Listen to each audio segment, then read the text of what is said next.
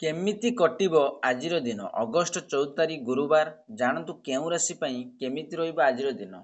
ଭିଡ଼ିଓଟି ଭଲ ଲାଗିଲେ ଲାଇକ୍ ସେୟାର ସବସ୍କ୍ରାଇବ୍ କରିବେ। ପାଖରେ ଥିବା ବେଲ୍ ଆଇକନ୍ ଦେବେ, ଅଲ୍ ନୋଟିଫିକେସନ୍ ଅନ୍ କରିବେ, ଯାହାଫଳରେ ନୂଆ ନୂଆ ଭିଡ଼ିଓ ପାଇପାରିବେ। ପ୍ରଥମେ ଦେଖିବା ମେଷ ରାଶି ବ୍ୟକ୍ତିମାନଙ୍କ ପାଇଁ। ରାଶିକୁ ନବମ ଚନ୍ଦ୍ର ଚାକିରିରେ ପ୍ରଶଂସା ଯୋଗ ରହିଛି। ପୂର୍ବରୁ ଲାଗି ରହିଥିବା ସମସ୍ୟାର ସମାଧାନର ବାଟ ଦେଖାଯିବ।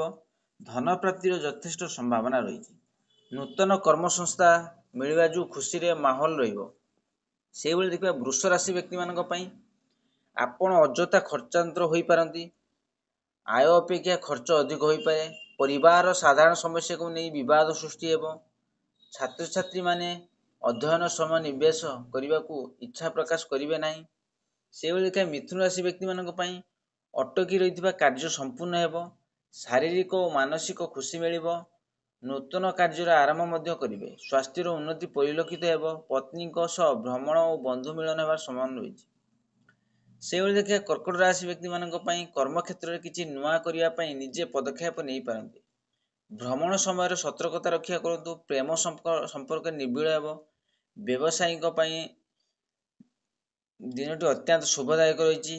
ସେଇଭଳି ଦେଖିବା ସିଂହ ରାଶି ବ୍ୟକ୍ତିମାନଙ୍କ ପାଇଁ ଧନ ଉପାର୍ଜନ ପାଇଁ ଦିନଟି ଅତ୍ୟନ୍ତ ଶୁଭଦାୟକ ରହିଛି। କିଛି ପୂର୍ବ ସମସ୍ୟାକୁ ନେଇ ଚିନ୍ତାଗ୍ରସ୍ତ ହୋଇପାରନ୍ତି। ଖାଦ୍ୟରେ ନିୟନ୍ତ୍ରଣ ରଖନ୍ତୁ। ସ୍ୱାସ୍ଥ୍ୟ ଅବସ୍ଥା ବିଗିଡ଼ିପାରେ। ଛାତ୍ରଛାତ୍ରୀଙ୍କ ପାଇଁ ଦିନଟି ମଧ୍ୟମ ଫଳ ପ୍ରଦାନ କରିବ। ପ୍ରେମ ସମ୍ପର୍କ ନିବିଡ଼ ହେବ। ସେଭଳି ଦେଖିବା କନ୍ୟା ରାଶି ବ୍ୟକ୍ତିମାନଙ୍କ ପାଇଁ କିଛି ଆଶାର ପୂରଣ ନ ହୋଇପାରୁବାରୁ ମନ ବ୍ୟାକୁଳିତ ହୋଇପାରେ। ମନରେ କିଛି ନୂଆ କରିବାର ଇଚ୍ଛା ଜାଗୃତ ହେବ। ନିଜ ଜରୁରୀ ବସ୍ତୁ ଆପଣ କ୍ରୟ କରିପାରନ୍ତି। ପ୍ରେମ ସମ୍ପର୍କରେ ଅନେକ ଖୁସି ଲାଭ କରିପାରନ୍ତି। ଅଣ୍ଟା ସମସ୍ୟା ଦେଖାଦେଇପାରେ। ସେଭଳି ଦେଖିବା ତୁଳା ରାଶି ବ୍ୟକ୍ତିମାନଙ୍କ ପାଇଁ ଘାତ ଚନ୍ଦ୍ର ଯୋଗୁଁ ଆପଣଙ୍କୁ ପରିଶ୍ରମର ଫଳ ପ୍ରାପ୍ତରେ ବିଳମ୍ବ ହେବ। ନିଜ କର୍ମକୁ ନେଇ ଅଧିକ ବ୍ୟସ୍ତରେ ସମୟ କରିବେ। ମୁଣ୍ଡବିନ୍ଧା ଭଳି ରୋଗ ଦେଖାଦେଇପାରେ। ଦମ୍ପତିଙ୍କ ପାଇଁ ଦିନଟି ବହୁତ ଶୁଭ ରହିଛି। ଛାତ୍ରଛାତ୍ରୀଙ୍କ ପାଇଁ ପରିଶ୍ରମ ନେଇ ଫଳ ପ୍ରାପ୍ତି।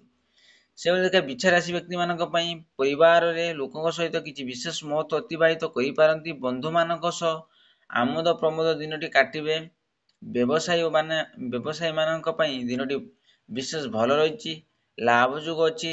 ଛାତ୍ରଛାତ୍ରୀମାନେ ନିଜର ଲୁଚିଥିବା ପ୍ରତିଭାକୁ ସାମ୍ନାକୁ ଆଣିବେ। ସେଇଭଳି ଦେଖିବା ଧନୁରାଶି ବ୍ୟକ୍ତିମାନଙ୍କ ପାଇଁ ଶ୍ରୀଚନ୍ଦ୍ର ରହିଥିବାରୁ ଧର୍ମ ଭାବନା ଜାଗ୍ରତ ହେବ। ଛାତ୍ରଛାତ୍ରୀମାନେ ସଫଳତା ପ୍ରାପ୍ତ କରିବେ। ବ୍ୟବସାୟୀମାନେ ନୂଆ ବ୍ୟବସାୟ ଆରମ୍ଭ କରିବେ। ସ୍ୱାସ୍ଥ୍ୟ ପ୍ରତି ଯତ୍ନବାନ ରହିବେ। କର୍ମକ୍ଷେତ୍ରରେ ଉତ୍ତମ ଆୟୋଜନ ଆରମ୍ଭ ହେବ। ସେଇଭଳି ଦେଖିବା ମକର ରାଶି ବ୍ୟକ୍ତିମାନଙ୍କ ପାଇଁ ଶାରୀରିକ ଓ ମାନସିକ ବିକାଶ ହେବ। ଆତ୍ମବିଶ୍ୱାସ ହେବ। କାର୍ଯ୍ୟକ୍ଷେତ୍ରରେ ପଦୋନ୍ନତି ହେବ। ଧର୍ମବାନ ହେବାକୁ ଚେଷ୍ଟା କରନ୍ତୁ। ଦାମ୍ପତ୍ୟ ଜୀବନରେ କିଛି କୁପ୍ରଭାବ ପଡ଼ିପାରେ। ବିଦ୍ୟାର୍ଥୀମାନେ ଅଳସୁଆ ହେବେ। ସେଇଭଳି କୁମ୍ଭ ରାଶି ବ୍ୟକ୍ତିମାନଙ୍କ ପାଇଁ ଉତ୍ତମ ଆୟର ଯୋଗ ରହିଛି। କର୍ମକ୍ଷେତ୍ରରେ ନିଜକୁ ବ୍ୟସ୍ତ ରଖିବେ। ଅଟକିଥିବା କାର୍ଯ୍ୟ ପୁନଃ ଆରମ୍ଭ କରିବେ। ଛାତ୍ରଛାତ୍ରୀମାନେ ନିଜ କାର୍ଯ୍ୟରେ ମନୋନିବେଶ କରିବେ। ଦମ୍ପତିମାନଙ୍କ ପାଇଁ ଦିନଟି ବ୍ୟସ୍ତ ଓ ବହୁଳ ରହିବ।